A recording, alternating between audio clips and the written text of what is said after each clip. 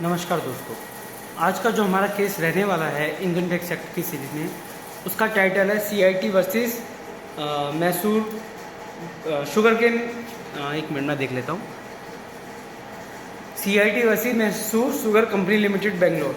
मेरे को केस के टाइटल याद नहीं रहते, इसलिए मेरे को देखना पड़ता है। तो इस केस के फैक्ट्स कुछ इस तरीके से थे। जो रेस्पोंडेंट था, ये बेसिकली एक कंपनी थी जिसका काम था किसानों से गन्ना लेना और उस गन्ने को चीनी में कन्वर्ट करना, शुगर केन परचेज़ करना और उसको शुगर में कन्वर्ट करना। ये रेस्पोंडेंट कंपनी का काम था कर्नाटका में। तो अब किसानों के पास गन्ने के लिए भाई ना बीज होते हैं ना फर्टिलाइज़र होते हैं, तो ये कुछ एडवांस किसानों को दिया करती थी। तो ऐसा ही हुआ इस वाले केस में। इन्होंने कुछ एडवांस किसानों को दिया मैसूर में, कर्नाटका में। तो वहाँ पे सूखा पड़ गया। सूखा पड़ जाने की वजह से फसल नहीं हो पाई, क्योंकि गन्ने की फसल को तैयार होने के लिए आप लोगों को पता है कम से कम 1.5 साल का समय लगता है। भाई सूखा पड़ गया, फसल तैयार नहीं हो पाई।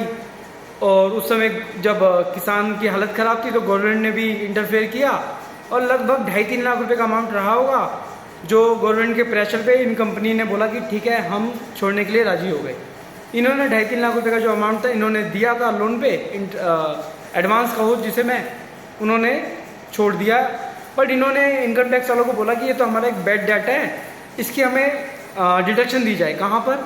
सेक्शन 36 और सेक्शन 37 इनकम टैक्स एक्ट में। बट इनकम टैक्स ऑफिसर जो था उसने देने से मना कर दिया। उसने बोला ये कैसा, ये ना तो तुम्हारा बैड डेट है, ना ये कोई आपने अपने बिजनेस पर्पज़ के लिए इस्तेमाल किया था।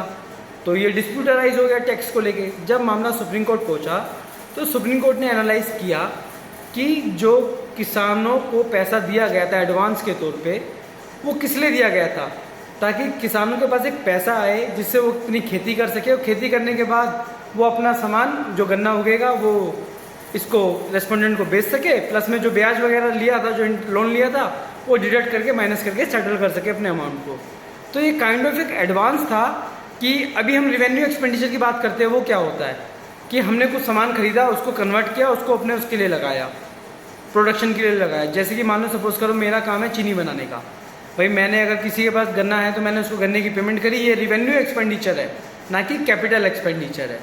मैंने उससे गन्ना खरीद लिया, अपनी प्रोडक्शन में लेके गया, प्लांट में, मशीनरी में, वहाँ पे उसको चीनी बनाई और उसको बेचने लग गया। तो मैंने जो एक्सपेंडिचर किया, जो मैंने पैसे दिए किसानों को, वो एक रेवेन्यू एक्सपेंडिचर का पार्ट है, ना कि कैपिटल एक्सपेंडिचर का। तो इस वाले केस में जो अपेलेंट CIT था, इसकी अपील को डिसमिस कर दिया गया, ये कहते हुए कि जो भी खर्चा हुआ था वो आपका रिवेन्यू एक्सपेंडिचर के नेचर का था, ना कि कैपिटल एक्सपेंडिचर। इस वीडियो में इतना ही। मिलते हैं नेक्स्ट वीडियो में। धन्यवाद।